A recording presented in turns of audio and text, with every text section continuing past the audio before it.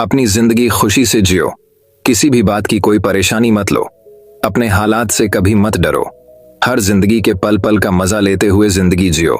लेकिन इस वीडियो में हम डर को पूरी तरह से खत्म करने का एक रहस्य आपको बताएंगे। तो बिना देर किए चलिए उन कहानियों की शुरुआत करते हैं। पहली कहानी, मन के सब डर काल्पनिक है। एक बार एक व्यक्ति गौतम बुद्ध के आश्रम में रहने आया।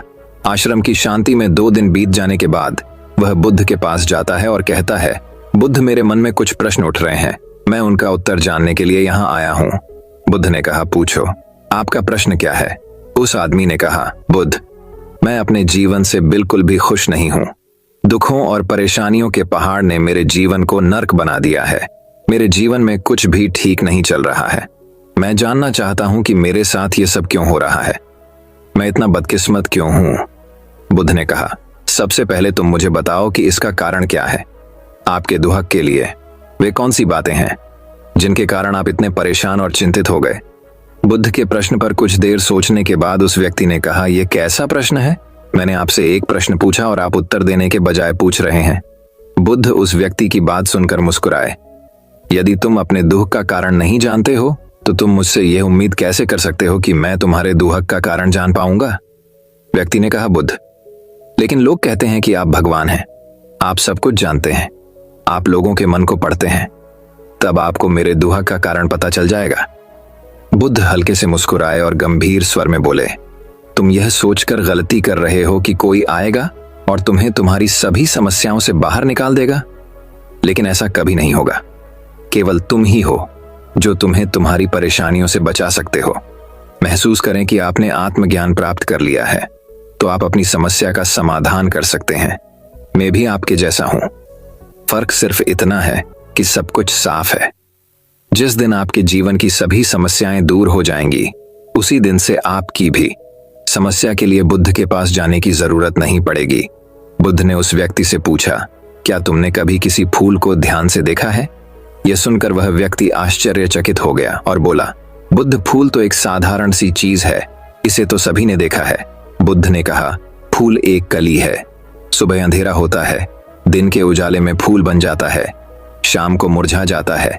यदि फूल केवल इसी बात की चिंता करता है तो शाम तक उसे मुरझाकर गिरना ही पड़ता है। वह कभी खेल नहीं पाएगा। इस तरह अगर आप केवल अपने दुखों के बारे में ही सोचेंगे तो आप कभी खुश नहीं रह पाएंगे। इसलिए मैं आपको बताना चाहता हूं कि आपके जीवन में अभी भी बहुत सी चीजें हैं जिनके बारे में अगर आप बारीकी से देखें तो आप अभी भी खुश हो सकते हैं। आप उनके बारे में सोचकर मुस्कुरा सकते हैं। आप अंदर से खुश हो सकते हैं। आप अपने जीवन की कमजोरी के बजाय अपने जीवन के सर्वश्रेष्ठ पर ध्यान केंद्रित करें।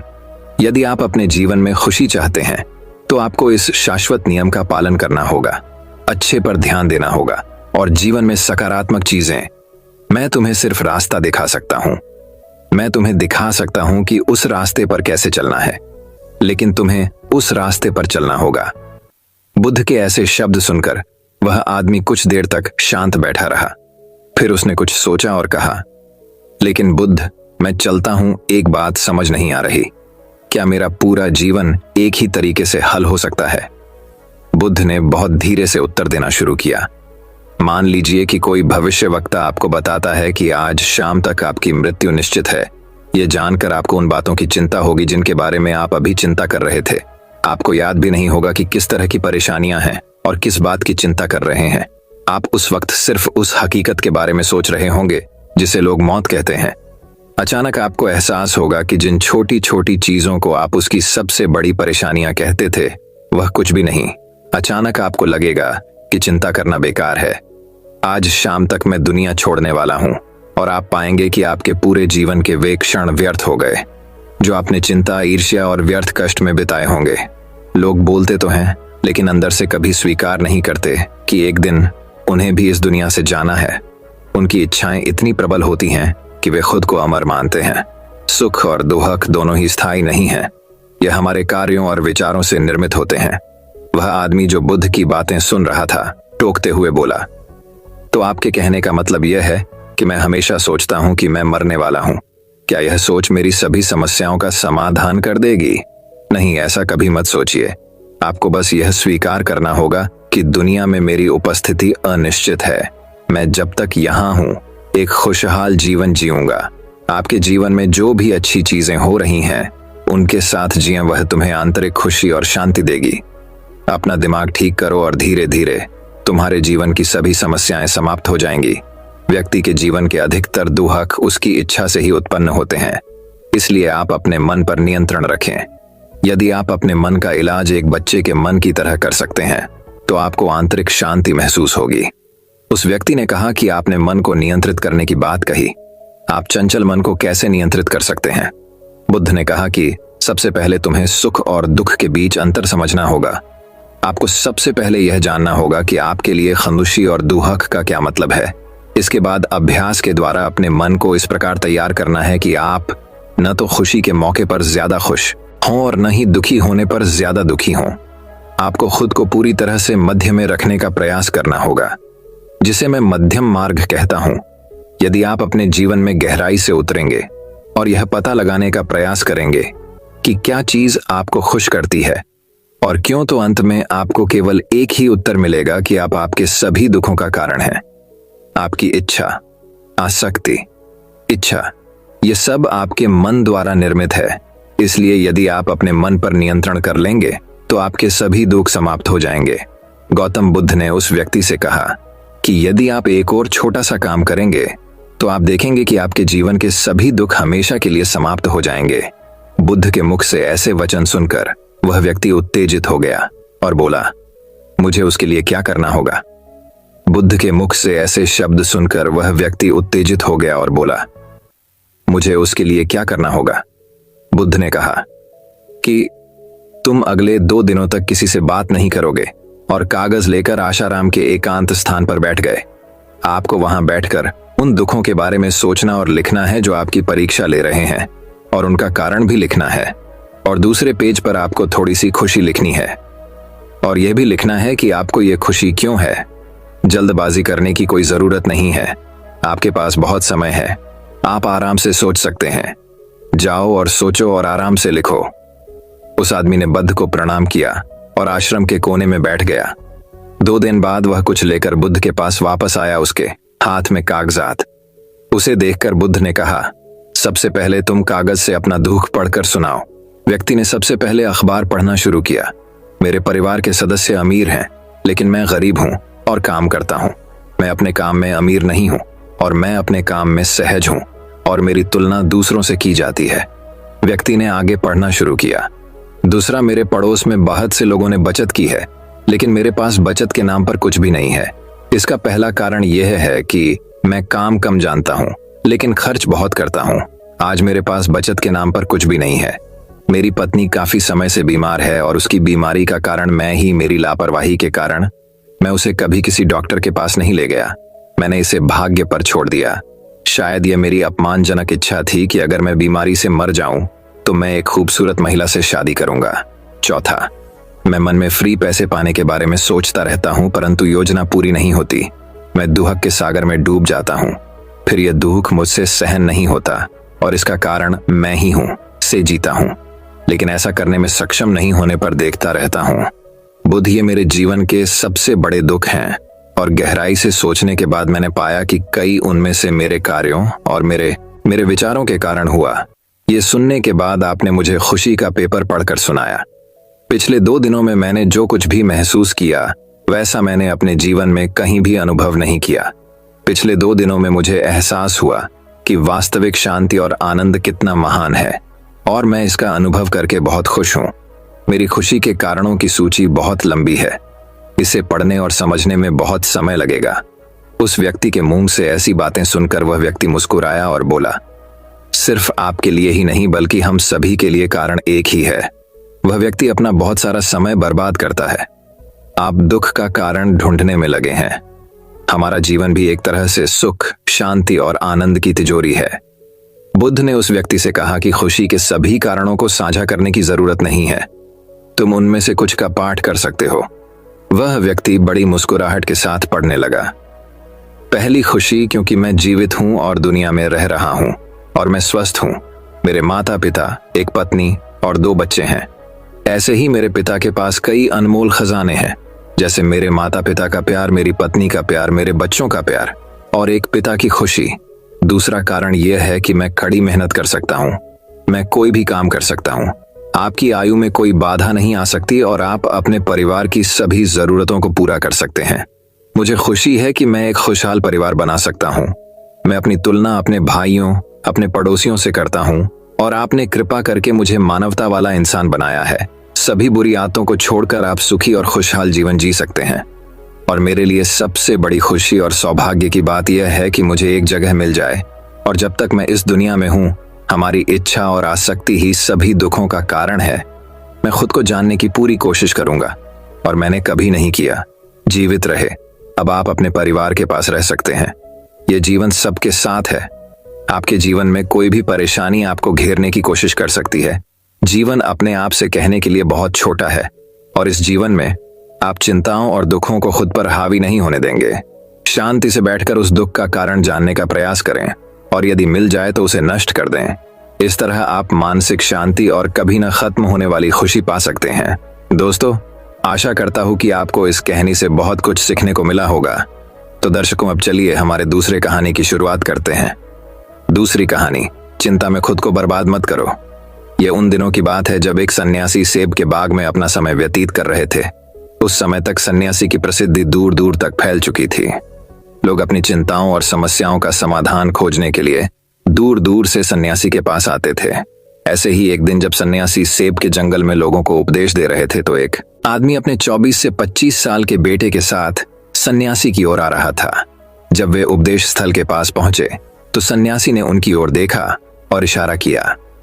उसके पास बैठने के लिए जब उपदेश समाप्त हो गया और सभी लोग चले गए, तब सन्यासी ने उस व्यक्ति को अपने पास बुलाया और बैठने को कहा। चारों ओर हरियाली थी, मौसम सुहाना था, तरह तरह के पक्षियों की आवाजें गूंज रही थीं। ऐसा नजारा देखकर उस व्यक्ति को अंदर से बहुत शांति महसूस हो रही थी। इसके बाद सन्यासी ने उस व्यक्ति से आने का कारण पूछा। इस पर वह व्यक्ति बोला, है महात्मा, मैं अपने बेटे को आपसे मिलवाने के लिए 2 दिन की लंबी यात्रा कर आया हूँ। यह मेरा इकलौता बेटा है और वह हर वक्त थका रहता है। ऐसा लगता है कि इसमें जान ही नहीं है। इसका स्वभाव भी काफी चिड़चिड़ा हो गया है। अगर हम इसे कुछ भी कहें तो यह हमारी छोटी छोटी बातों पर गुस्सा हो जाता है। इसकी देखने की क्षमता भी उम्र से पहले ही कमजोर हो गई है और उसके बाल भी सफेद हो रहे हैं। इतनी कम उम्र में बूढ़ा दिखने लगा है। मैं समझ नहीं पा रहा हूं कि उसके साथ क्या हो रहा है। हे सन्यासी, मुझे अपने बेटे की बहुत चिंता हो रही है। मैं अपने बेटे को डॉक्टर के पास ले गया तो उन्होंने कुछ दवा दी और कहा, बेटा कम तनाव लो। वह अपने दिमाग पर बहुत अधिक तनाव लेता है, इसीलिए उसकी यह हालत है। लेकिन उनके बहुत समझाने के बाद भी मुझे तनाव का मतलब समझ नहीं आया। मुझे नहीं पता कि तनाव क्या है, इसका कारण क्या है और इसे कैसे दूर किया जाए। मेरे बेटे के मन की, लेकिन सबसे पहले मुझे यह समझना होगा कि तनाव क्या है। इसलिए मैं आपके पास आया हूँ। सन्यासी, कृपया मेरी समस्या का समाधान करें। यह सुनकर सन्यासी ने उनके बेटे को बहुत ध्यान से देखा। उसके चेहरे को देखा, उसकी आंखों को देखा, फिर उसके हाथों की नाड़ी भी जांची। ये सब अनुष्ठान करने के बाद सन्यासी ने उस व्यक्ति से कहा कि तनाव कोई भी नहीं लेना चाहता, लेकिन फिर भी यह तनाव व्यक्ति के दिमाग को दीमक की तरह जकड़ लेता है और व्यक्ति को पता भी नहीं चलता कि वह तनाव में है। लेकिन अगर व्यक्ति तनाव के कारणों को अच्छे से समझ ले और तनाव के बारे में एक पैमाना बना ले जिससे उसे पता चल सके कि वह कितना तनावग्रस्त है, तो वह इस समस्या का समाधान भी ढूंढ सकता है। सबसे पहले यह समझ ले कि तनाव क्या है। जब भी कोई व्यक्ति काम कर रहा हो लेकिन उसका मन कल्पनाओं में भटक रहा होता है, इसलिए उसके शरीर और दिमाग के बीच एक दूरी बन जाती है। ये दूरी जितनी अधिक होती है, व्यक्ति उतनी ही देर तक बेहोशी की स्थिति में रहता है और शरीर और मन के बीच के इस तनाव को ही तनाव कहा जाता है। आखिर पसंदीदा खेल खेलने के बाद इंसान ऊर्जा और खुशी से क्यों भर जाता है, जबकि वह अपने शरीर को थका चुका होता है। लेकिन समझने वाली बात यह है कि खेलते समय दिमाग और शरीर पूरी तरह से एक साथ खेल में केंद्रित होते हैं, जिससे शरीर और मन के बीच दूरी नहीं रहती और तनाव नहीं आता, और मन में कोई तनाव हो तो दूर हो जाता है। लेकिन इसके विपरीत जब हम कुछ ऐसा करते हैं जो हमें पसंद नहीं है, तो हमारा शरीर वह काम तो कर रहा है, लेकिन हमारा मन कहीं दूर कल्पनाओं में भटक रहा है, जिससे शरीर और दिमाग के बीच दूरी पैदा हो जाती है और तनाव पैदा हो जाता है। इसलिए ऐसा करना चाहिए, एक समय में केवल एक ही काम करना चाहिए और अपने शरीर और दिमाग की सारी शक्ति उसी एक काम में लगानी चाहिए ताकि व्यक्ति के अंदर तनाव पैदा न हो। सबसे प्रमुख कारणों में से पहला है अति महत्वाकांक्षी होना। महत्वाकांक्षी होना अच्छी बात है, लेकिन क्या आपने कभी गौर किया है कि उस आदमी का एक लक्ष्य कभी पूरा नहीं होता? उसका एक लक्ष्य पूरा नहीं होता कि वह दूसरे की ओर भागने लगता है। अगर दूसरा पूरा हो जाता है तो फिर तीसरे को, और इस प्रकार वह गोल गोल घूमता रहता है अपने जीवन में अपने लक्ष्य को प्राप्त करने के लिए। इसीलिए जो व्यक्ति अधिक महत्वाकांक्षी होता है, जो बड़े लक्ष्य निर्धारित करता है, वह कभी भी वर्तमान में नहीं रह सकता। उसका दिमाग हमेशा भविष्य की योजना बनाने में व्यस्त रहता है। उसका शरीर वर्तमान में रहता है, लेकिन उसका दिमाग भविष्य में रहता है, जिससे इंसान के शरीर के बीच दूरियां पैदा हो जाती हैं और वह तनावपूर्ण जीवन जीने लगता है। सन्यासी के मुख से यह बात सुनकर लड़के ने सन्यासी से कहा कि इसका मतलब है कि हमें लक्ष्य नहीं बनाना चाहिए, क्योंकि लक्ष्य निर्धारित करना भी महत्वाकांक्षा है। इसी बहाने सन्यासी ने कहा कि जीवन में लक्ष्य रखना कोई गलत बात नहीं है, लेकिन समस्या तब उत्पन्न होती है जब हम अपना सारा ध्यान उस लक्ष्य को प्राप्त करने के परिणाम पर केंद्रित कर देते हैं। व्यक्ति को वर्तमान में जीना चाहिए। एक लक्ष्य निर्धारित करें और उस लक्ष्य को प्राप्त करने के लिए कड़ी मेहनत करते रहें, लेकिन साथ ही आपको यह भी ज्ञान होना चाहिए कि आप अभी भी वर्तमान में जी रहे हैं और वर्तमान सत्य है। सन्यासी ने आगे कहा कि ईर्ष्या तनाव का एक और बड़ा कारण है। जब कोई व्यक्ति ईर्ष्या और ईर्ष्या से भर जाता है तो उसका मन अंदर ही अंदर सड़ने लगता है। ईर्ष्या एक आंतरिक घाव है, यानी मन का घाव। इंसान के शरीर का घाव तो ठीक हो सकता है, लेकिन मन का घाव कभी नहीं भर सकता। इसलिए कभी भी दूसरों की उन्नति और खुशी से ईर्ष्या नहीं करनी चाहिए। ईर्ष्या तनाव का कारण बनती है। इसके बाद सन्यासी ने तनाव का अगला कारण बताया और कहा कि अरुचिकर काम भी मन में तनाव पैदा करता है। जो काम हमें करना पसंद नहीं है, उस काम में हमारा मन नहीं लग पाएगा। हमारा शरीर वहीं बैठ जाएगा, लेकिन हमारा मन कल्पना की उड़ान भरता है, जिससे शरीर और मन के बीच दूरी पैदा हो जाती है और व्यक्ति तनावग्रस्त हो जाता है। इसलिए व्यक्ति को हमेशा अपनी रुचि के अनुसार ही कार्य करना चाहिए। यदि व्यक्ति ने यह तय कर लिया है कि उसे कौन सा काम करना है और वह उस काम को अपने जीवन का लक्ष्य बना लेता है, तब वह काम उसके लिए काम नहीं बल्कि खेल बन जाता है। लेकिन दोस्तों, अपने जुनून को फॉलो करो, यह कहना कितना आसान है। अपना सच्चा जुनून ढूंढना कितना मुश्किल है, क्योंकि आजकल ज्यादातर युवा सेलिब्रिटीज और सोशल मीडिया से प्रभावित हैं। वे किसी भी काम को अपना जुनून मानते हैं और फिर कुछ दिनों तक कोशिश करने के बाद उसे बीच में ही छोड़ देते हैं, क्योंकि यह उनका जुनून नहीं था, और इस तरह वे अपना कीमती समय और ऊर्जा बर्बाद करते हैं। तनाव का चौथा कारण है दूसरों से अपेक्षा करना। सन्यासी ने उस व्यक्ति की ओर इशारा करते हुए कहा, एक पिता के रूप में तुम्हें अपने बेटे से बहुत सारी उम्मीदें होंगी कि आपका बेटा बहुत सफल इंसान बने, आपका नाम रोशन करे और जैसा जीवन चाहे वैसा जिए, आपकी हर बात माने। लेकिन क्या आज तक किसी की भी उम्मीदें पूरी हुई हैं? जब भी कोई व्यक्ति दूसरे से कुछ अपेक्षा करने लगता है तो वह अनजाने में तनाव पैदा करना शुरू कर देता है।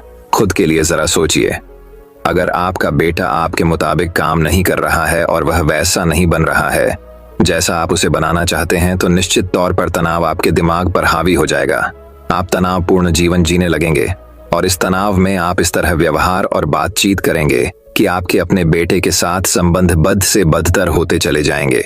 इसलिए व्यक्ति को दूसरों से अपनी क्षमता से कम उम्मीदें रखनी चाहिए, और अगर आप पूरी तरह से तनाव मुक्त रहना चाहते हैं तो दूसरों से उम्मीद करना बंद कर दें। इसके बाद सन्यासी ने कहा कि शारीरिक कष्ट भी मनुष्य के तनाव का एक कारण है। जब कोई व्यक्ति किसी शारीरिक दर्द से गुजर रहा होता है तो उसका पूरा ध्यान उस दर्द पर होता है और वह सारा दिन बस अपने दर्द के बारे में ही सोचता रहता है, जिससे उसका मन दुखद विचारों से भर जाता है और ऐसे में व्यक्ति तनावग्रस्त रहने लगता है। यह सब सुनकर वह व्यक्ति बोला कि हे सन्यासी, शारीरिक कष्ट किसी भी व्यक्ति को हो सकता है, तो क्या वह व्यक्ति जीवन भर तनाव में रहेगा? इसका उत्तर देते हुए सन्यासी ने कहा कि मनुष्य को यह समझना चाहिए कि हमारा जीवन दुख का आधार है। जैसे जैसे हमारा जीवन चलता है, बीमारियां आती हैं और फिर अंत में मृत्यु आती है। इसलिए बीमारियां मानव जीवन का अभिन्न अंग हैं। इससे कोई नहीं बच सकता। यह बस किसी के जीवन में समय से पहले आता है और किसी के बाद आता है, लेकिन सबके पास आता है। जब मानव मस्तिष्क इस बात को अच्छी तरह से समझ जाएगा तो तब उसे अपनी बीमारी के बारे में सोचकर ज्यादा तनाव नहीं लेना चाहिए, क्योंकि यह हमारे जीवन का अभिन्न अंग है और इसके लिए शारीरिक व्यायाम का अभ्यास करते रहना चाहिए और स्वस्थ जीवन शैली को भी अपने जीवन में जगह देनी चाहिए, जिससे उनका शरीर लंबे समय तक स्वस्थ रहकर ठीक से काम कर सके। तनाव का अगला कारण है अपनी योजनाओं को समझने के लिए समय न देना। कुछ लोगों के मन में यह विचार घर कर जाता है कि वे बिना सोचे समझे उस पर काम शुरू कर देते हैं और जब उन्हें उस काम में असफलता मिलती है तो वे तनाव से भर जाते हैं, क्योंकि उन्होंने उस काम को शुरू करने से पहले उस काम के बारे में पूरी जानकारी इकट्ठा नहीं की थी। किसी भी कार्य को शुरू करने से पहले व्यक्ति को उसके अच्छे और बुरे परिणाम के बारे में ठीक से विचार कर लेना चाहिए। व्यक्ति को यह भी अच्छे से सोचना चाहिए कि यदि यह योजना सफल नहीं हुई तो इसके बाद मैं क्या करूंगा। इसलिए व्यक्ति को अपनी योजनाओं को समझने के लिए पूरा समय देना चाहिए, ताकि बाद में वही योजना तनाव पैदा न कर दे। तनाव का 7वां सबसे बड़ा कारण टाल मटोल है। आज का काम कल पर डाल देना। आपने यह कहावत तो सुनी ही होगी कि आलस्य मनुष्य का सबसे बड़ा दुश्मन है। मनुष्य अपने आलस्य के कारण आज के काम को कल पर टाल देता है और फिर टालना उसकी आदत बन जाती है।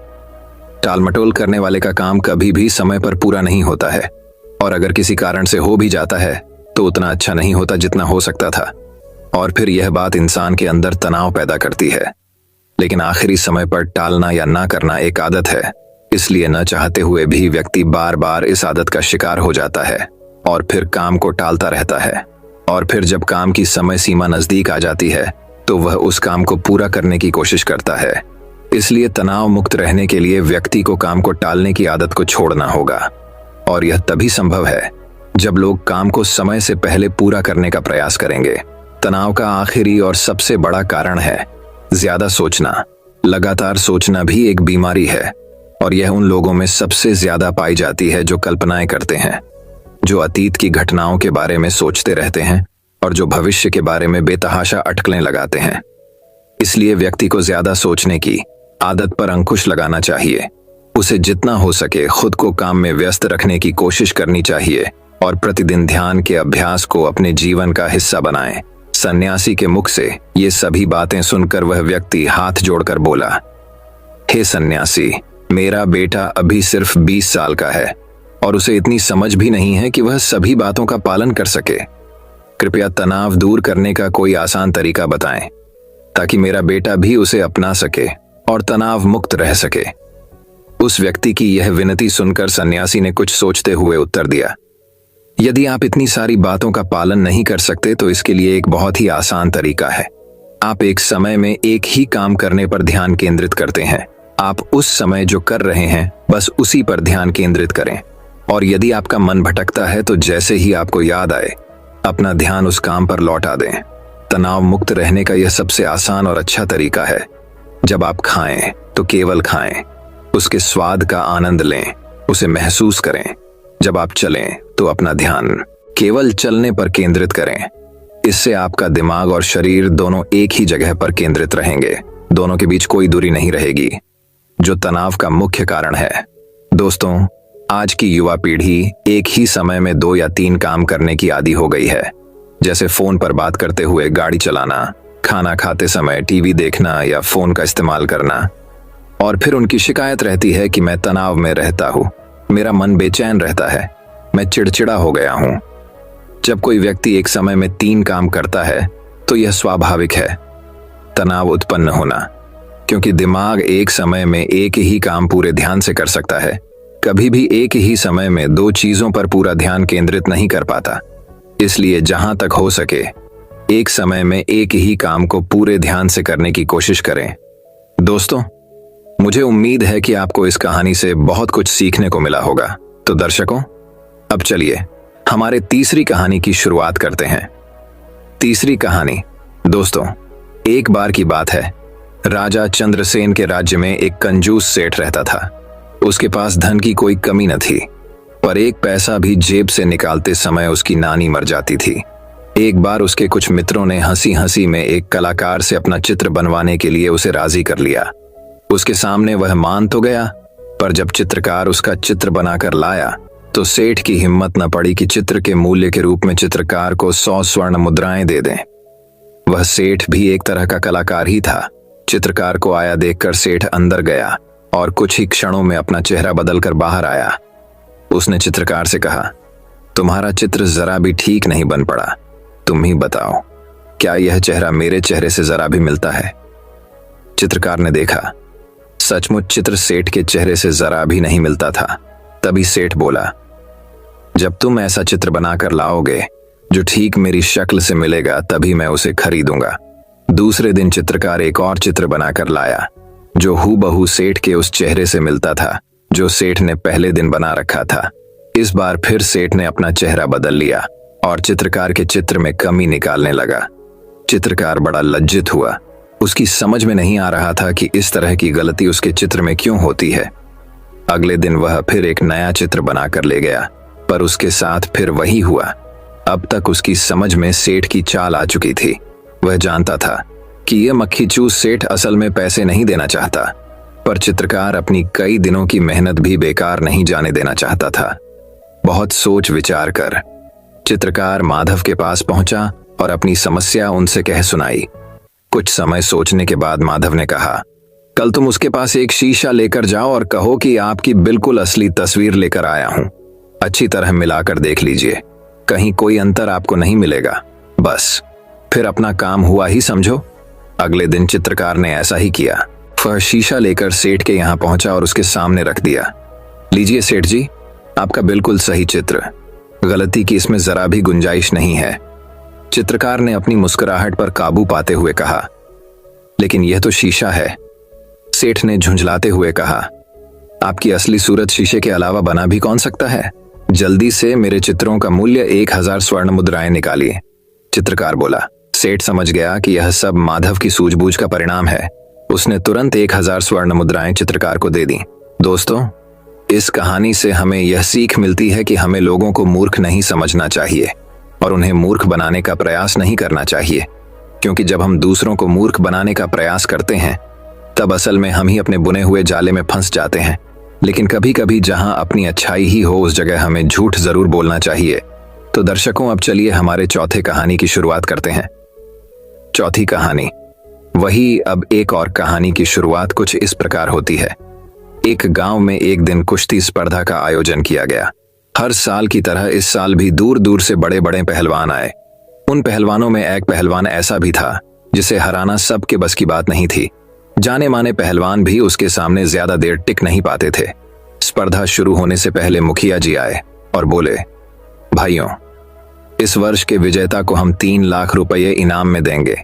इनामी राशि बड़ी थी।